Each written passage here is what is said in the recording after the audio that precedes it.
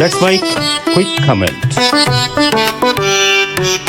नमस्कार, मैं हूँ Rakhi Jain. Let's mike quick comment में आपका स्वागत है।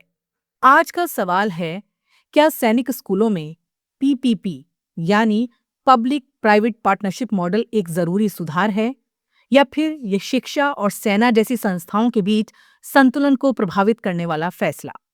रक्षा मंत्री राजनाथ सिंह ने ऐलान किया है कि देश भर में 100 नए सैनिक स्कूल पीपीपी मॉडल पर खोले जाएंगे। सरकार का कहना है कि इससे सैन्य अनुशासन वाली शिक्षा का विस्तार होगा और ज्यादा युवाओं तक इसकी पहुंच बनेगी। लेकिन इस फैसले का विरोध भी उतना ही तेज है। कांग्रेस अध्यक्ष मल्लिकार्जुन खड़गे ने राष्ट्रपति को पत्र लिखकर इस नीति को वापस लेने की मांग की है। खड़गे ने लिखा, हमारे लोकतंत्र ने हमेशा सशस्त्र बलों को दलीय राजनीति से दूर रखा है। ये स्पष्ट विभाजन ही हमारी व्यवस्था की ताकत रहा है। तो क्या पीपीपी मॉडल इस संतुलन को तोड़ सकता है, या ये एक व्यवहारिक सुधार है? सबसे पहले सरकार के तर्क को समझते हैं। आज देश में सैनिक स्कूलों की संख्या सीमित है, जबकि मांग लगातार बढ़ रही है।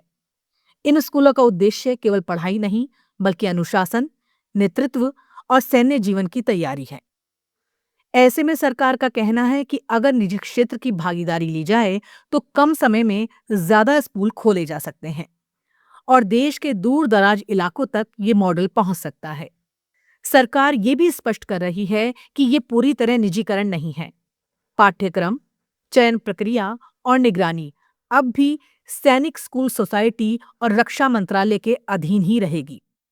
यानी नियंत्रण सरकार के पास रहेगा, जबकि इंफ्रास्ट्रक्चर और संचालन में निजी सहयोग लिया जाएगा।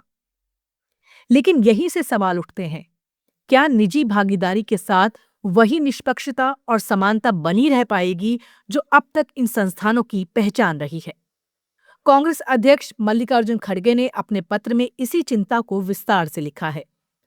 उन्होंने लिखा, अतीत में सरकारों ने सशस्त्र बलों और उससे जुड़े संस्थानों को राजनीतिक विचारधाराओं की छाया से दूर रखा और यही हमारे लोकतंत्र की मजबूती का कारण बना।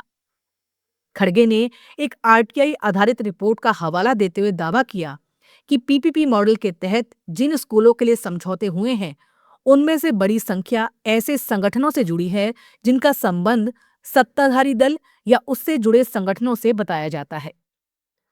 उनका सवाल है, क्या इसे प्रवेश स्तर पर सशस्त्र बलों को वैचारिक रूप से प्रभावित करने के लिए इस्तेमाल किया जा सकता है? ये आरोप गंभीर है, क्योंकि सेना जैसी संस्था में निष्पक्षता सबसे बड़ा मूल्य माना जाता है। अगर शिक्षा के शुरुआती स्तर पर ही किसी तरह का वैचारिक प्रभाव आता है, तो इसका असर लंबे समय तक रह सकता है। ऐसी आशंका विपक्ष जता रहा है। हालांकि इस आलोचना के जवाब में कई विशेषज्ञ ये कहते हैं कि पीपीपी मॉडल को केवल राजनीतिक चश्मे से देखना सही नहीं है। भारत जैसे बड़े देश में सरकारी संसाधन सीमित हैं। शिक्षा के विस्तार के लिए निजी भागीदारी एक व्यवहारिक रास्ता हो सकता है।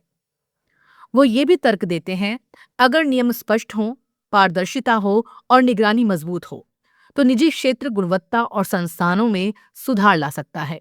पहले से ही कई आईआईटी, मेडिकल कॉलेज और इंफ्रास्ट्रक्चर प्रोजेक्ट्स में पीपीपी मॉडल सफल रहा है। लेकिन यहाँ एक और महत्वपूर्ण पहलू है, समान अवसर। पारंपरिक सैनिक स्कूल पूरी तरह सरकारी फंडिंग पर आधारित थे, जिससे फीस अपेक्षाकृत कम रहती थी और आर्थिक रूप से कमजोर वर्गों के लिए दरवाजे खुले रहते थे। पीपीपी मॉडल में आशंका जताई जा रही है कि फीस बढ़ सकती है, जिससे ये शिक्षा सीमित वर्ग तक सिमट सकती है। हालांकि सरकार कहती है कि छात्रवृत्ति और आरक्षण के जरिए इस संतुलन को बनाए रखा जाएगा, लेकिन इसकी वास्तविक स्थिति जमीन पर ही साफ होगी। यानी बहस केवल निजी बनाम सरकारी की नहीं है, ये बहस है निष्पक्षता बनाम विस्तार, समानता बनाम संसाधन और परंपरा बनाम बदलाव की। तो क्या सैनिक स्कूलों का पीपीपी मॉडल सही है या गलत? सच्चाई ये है, ये फैसला अपने आप में ना पूरी तरह सही है और ना पूरी तरह गलत। ये एक ऐसा प्रयोग है जिसकी सफलता इस बात पर निर्भर करेगी कि इसे कैसे लागू किया जाता है। अगर सरकार पारदर्शिता बनाए रखती है, राजनीतिक प्रभाव से दूरी सुनिश्चित करती है और गरीब छात्रों के लिए अवसर खुले रखती है, तो एक कदम देश में सैन्य शिक्षा को नई ऊंचाई दे सकता है। लेट्स माइक क्विक कमेंट में फिलहाल इतना ही। नमस्कार।